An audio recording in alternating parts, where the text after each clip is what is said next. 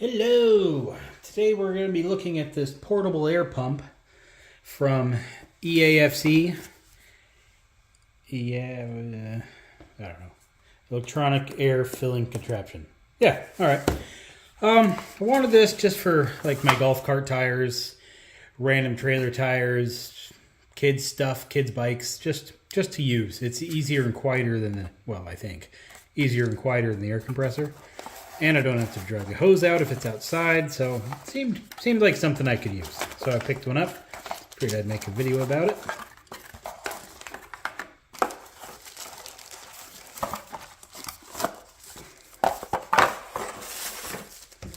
Alright, so here's the actual air pump thing.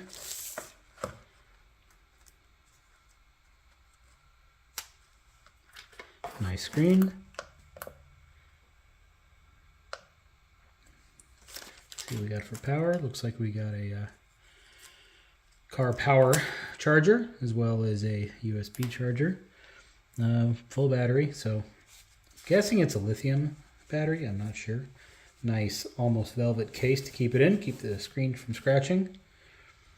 And we have the tire,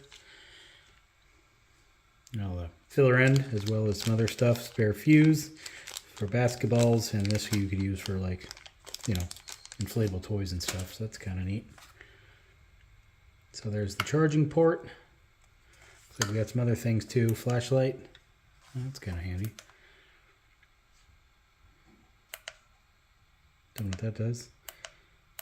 Okay, so I guess you can adjust the PSI. So it's on tire 8 PSI, bike 30, motorcycle 32, car 36, and human, so I'm guessing you set your own pressure.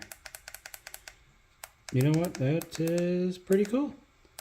So let's go to 30. All right, well that worked. Don't know why it's flashing red. Interesting. So you click once, turns on, off. Why are you flashing at me? Where are the directions? All right, let me read the directions. Find something to fill up.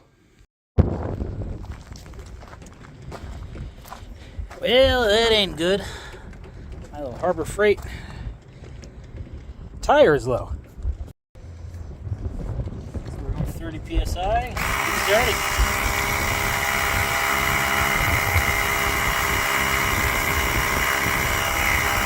Alright, let's see what's going on with some water here. Turn back on tire.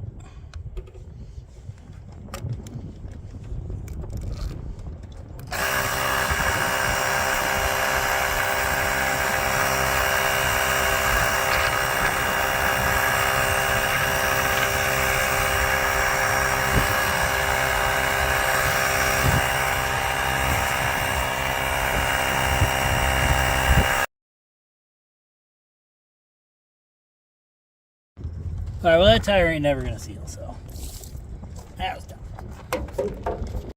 Alright, so it says 50 PSI here on the tire.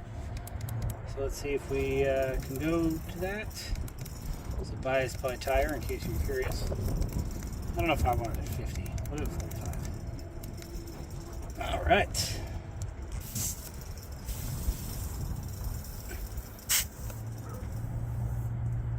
Well, that's a problem. Valve stem's broken.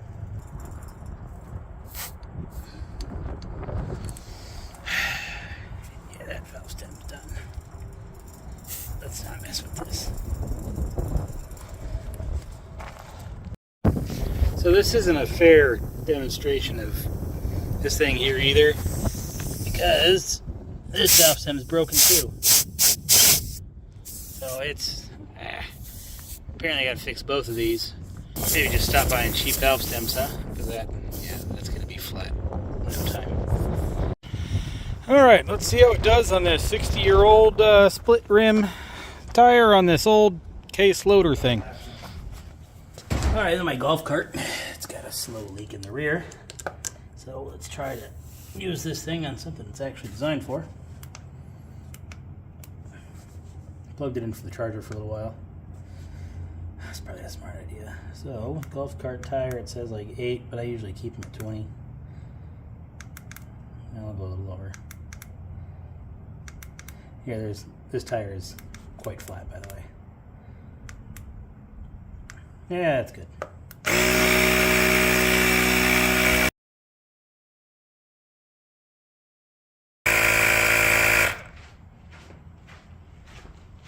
All right, that took a little under 2 minutes. That's pretty good, I'd say. The other side here started off at 6 psi, so another 2 minutes. All right, that side went real quick. Let's turn it on. So these tires say 50 psi on them. Let's change that up a little bit. All right, user input 45.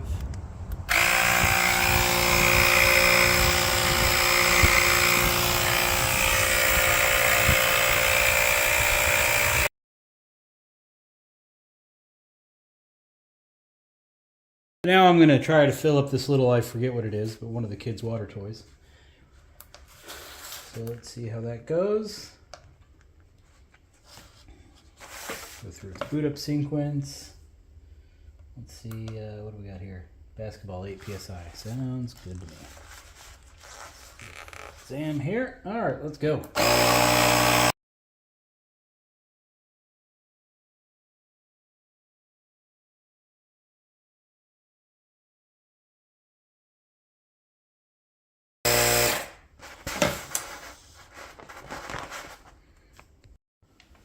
Okay, it took less than a minute to fill this thing up. That worked quite well.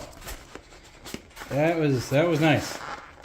Let's see how long it takes me to blow it up via traditional methods. All right, let's go. I thought it was going to be up twice as fast, but no, I mean, it's not quite equal because, you know, more pressure coming out of that thing. But, you know, I didn't have to blow it up. It did it for me. So, like, let's say the kids, they're never blowing this thing up on their own, but they could figure out how to use this to blow it up on their own. So that could give them some little independence, you know what I mean? Okay, so what are my thoughts on this? Well, it does the job it's supposed to do. Blows things up. I tried to use it to seat a tire. That didn't work too well, but it's not designed for that. I then tried to use it to fill up the tires on my trailer, which had 2 bad valve stems, so that wasn't really a fair test. The golf cart, no issue there. Filled that up perfectly fine. The 9,000 pound loader tire, yeah, okay, I was asking a bit much out of it for doing that. But the car tire, yeah, it'd absolutely do that car tire. It's going to take a while. You know, I got to sit there and, you don't got to watch it, but you got to sit around and wait for it. But it will do it. Now, obviously, it's going to do bike tires, basketballs, that kind of stuff. No problem there. Don't even need to waste my time showing you that it'll fill up a bike tire. It clearly will. What I think this is really made for is portability